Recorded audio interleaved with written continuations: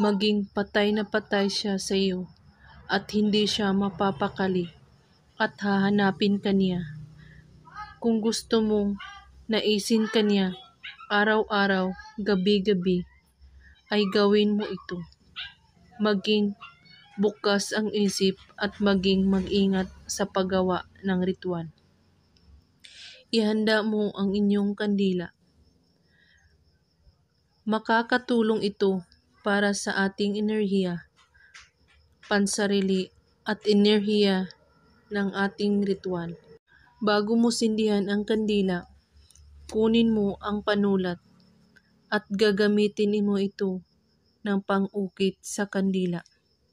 Iukit mo sa kandila ang pangalan niya at pagkatapos sindihan ang kandila. At habang nakasindi ang kandila, ay iisipin mo siya sa iyong isipan at kumuha ka ng puting papel ay malinis. Isulat mo ang pangalan niya sa papel at pagkatapos banggitin mo ang kanyang pangalan ng 3 beses at halikan mo ito ng 3 beses rin at sabihin mo ang mga salitang ito.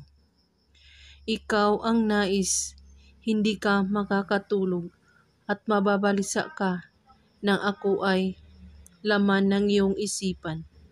At sambitin ito ng 5 beses at saka patayin ang kandila. Gawin ito kahit anong oras at araw, basta't bago kayo matulog sa gabi. At pagkatapos, ilagay mo ang kandila na natira sa inyong altar at pwede mo itong gamitin sa susunod na araw kapag gumawa kayo ng ritual uli.